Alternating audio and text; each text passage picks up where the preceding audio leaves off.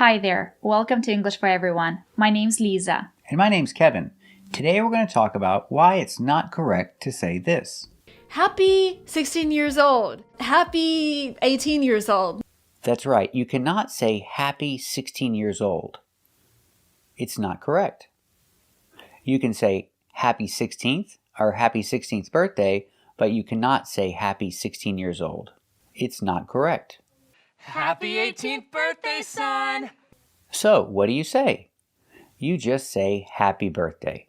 I know it seems basic and boring, but that's what we say. And today is her birthday. So, happy birthday, Penny. You know, Tom, he's turning 45 tomorrow. Happy birthday, Tom Brady. Yeah, happy birthday, Tom Brady. Turning 45 tomorrow. After you say happy birthday, you can say something else. Like, thanks for inviting me, or the party is wonderful. But the best thing to say is just happy birthday. There is nothing wrong with having an accent, but if you mispronounce words, it's a problem. For example, We're in the kitchen today, and we're gonna go through different objects like space rack. a space rack? And now imagine talking to an American. Oh, I went to the store yesterday and I got a space rack. He'll have no idea what you're talking about. It's a problem. So today we're going to talk about how to pronounce this word correctly. Let's get started. It's called a spice rack. It comes from the word spice. We have the letter I and the silent E. We pronounce the letter I as the long I, like in hike and like. Spice. It's countable, so you can say a spice, 2 spices, 3 spices. I have a lot of spices in the cabinet. I have a lot of spices in the kitchen cabinet. I love spices. Do you have a lot of spices in the kitchen cabinet? Good job. And that's why we say a spice rack. It's called a spice rack. I don't have a spice rack. Do you have a spice rack? Good job. And now let's look at this word. Space. Here we have the letter A and the silent E.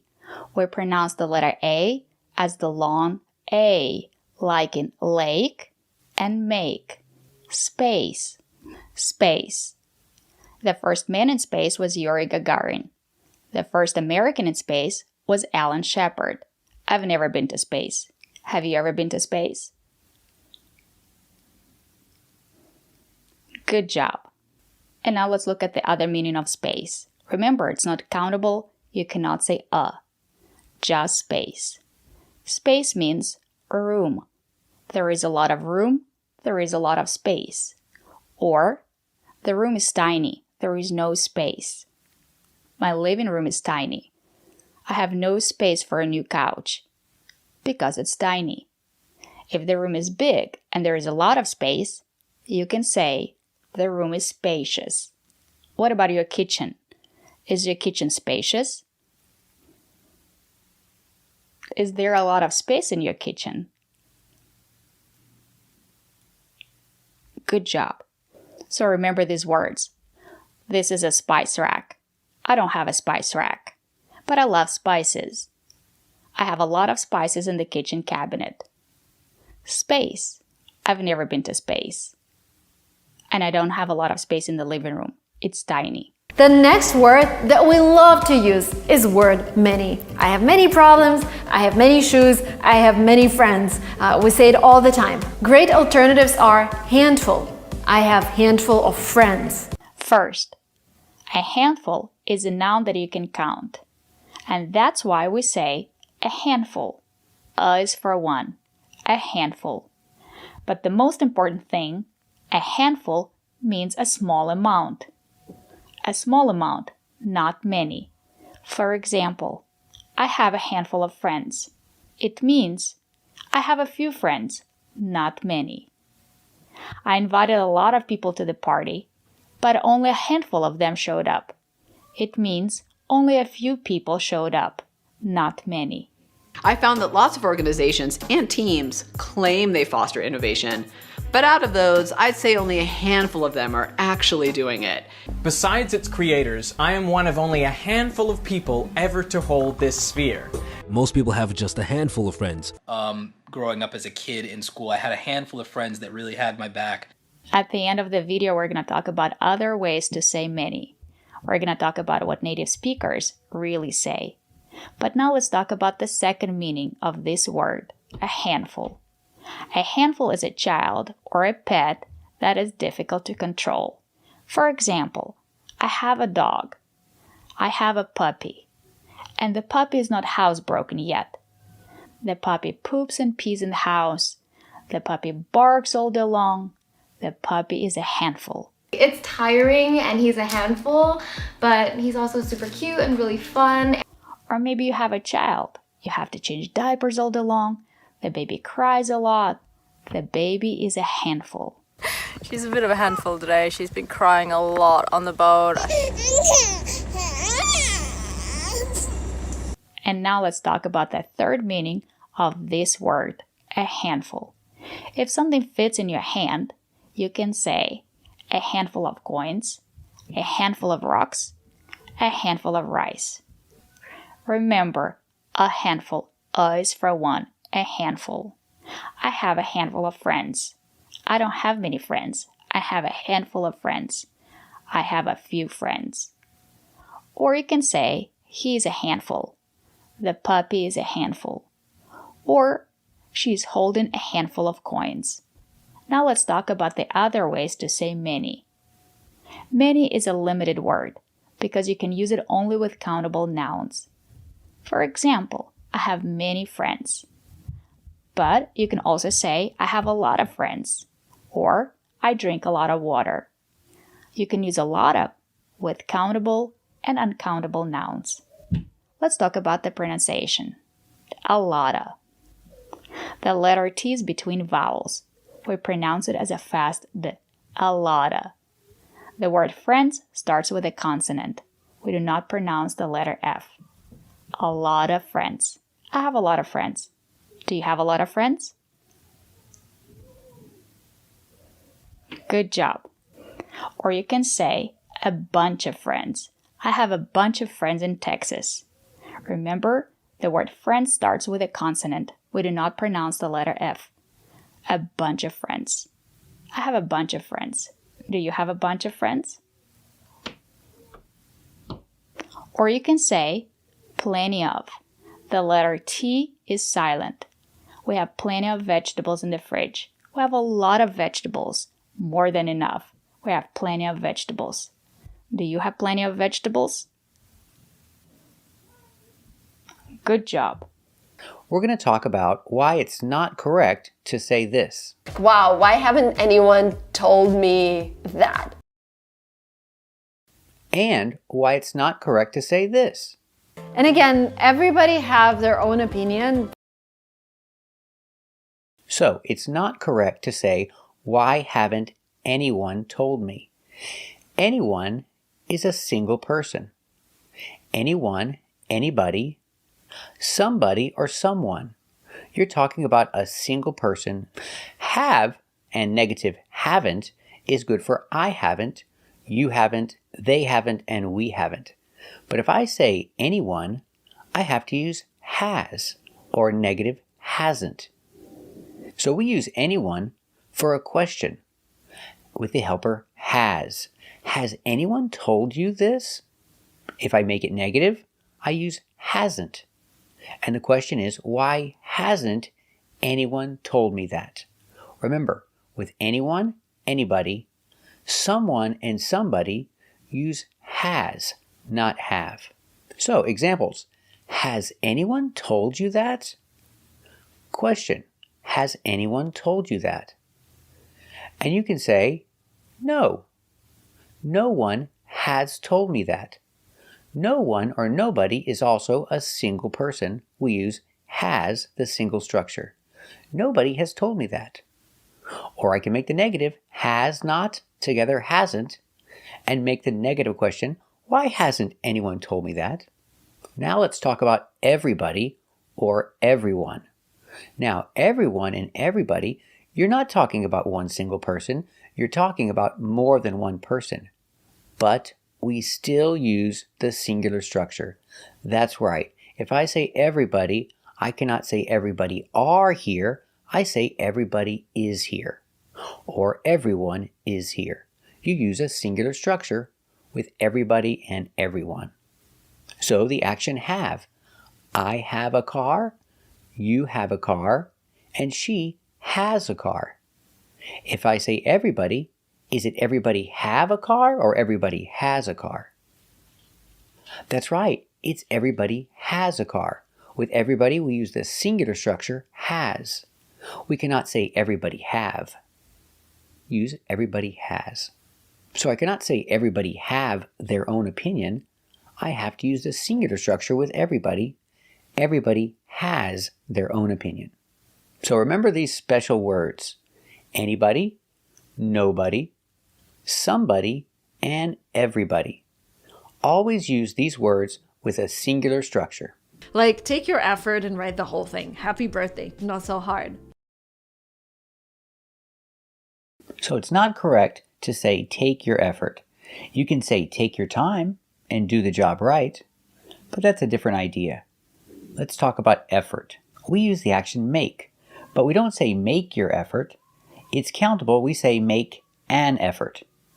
An is for one. You make an effort. So example, some students make an effort in class, and some students don't make an effort in class. So if I say negative, I can say he doesn't. He doesn't make an effort in class. Or maybe he makes a little effort, but not much. Then you can say he doesn't make much of an effort. He doesn't make much of, using the preposition of, and because it's countable, it's an, much of an effort. He doesn't make much of an effort. The idea, he makes a little effort. Let's practice. Is it true that some students don't make an effort in class? Yes, that's true. Some students don't make an effort in class. Is it true that some students don't make an effort in class?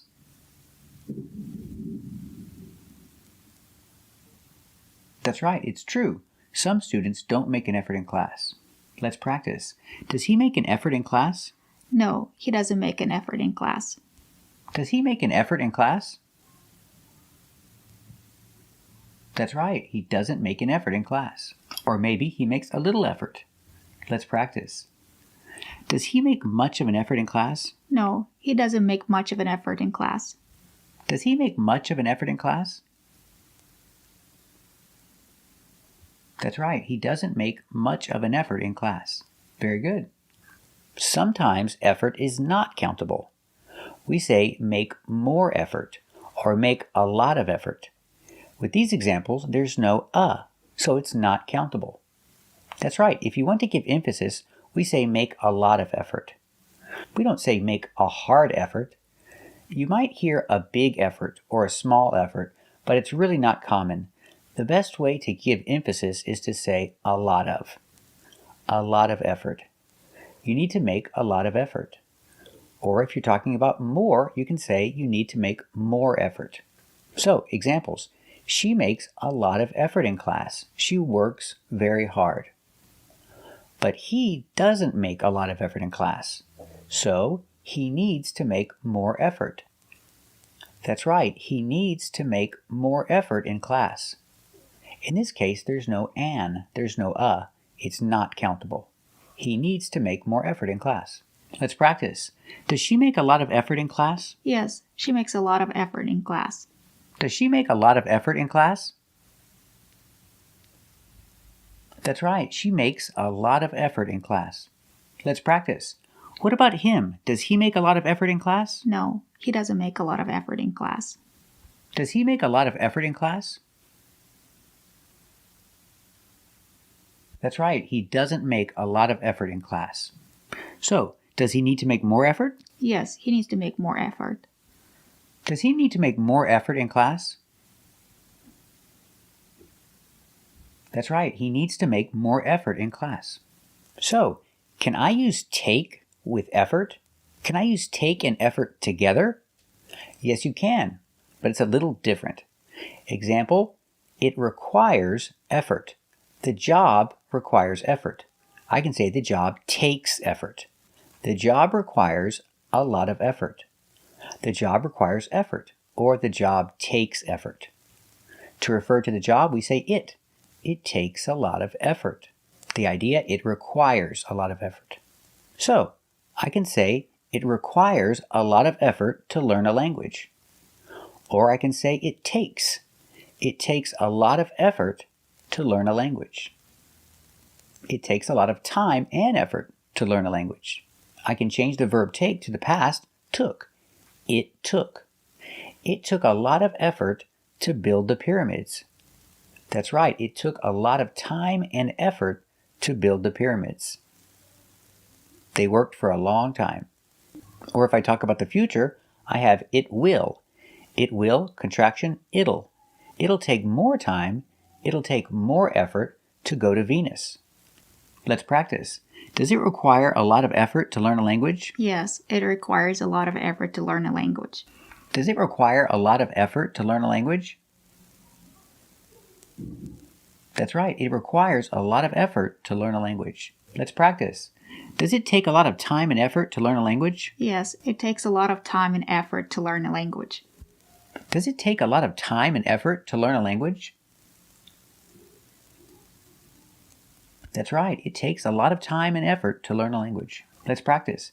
Did it take a lot of time and effort to build the pyramids? Yes, it took a lot of time and effort to build the pyramids. Did it take a lot of time and effort to build the pyramids?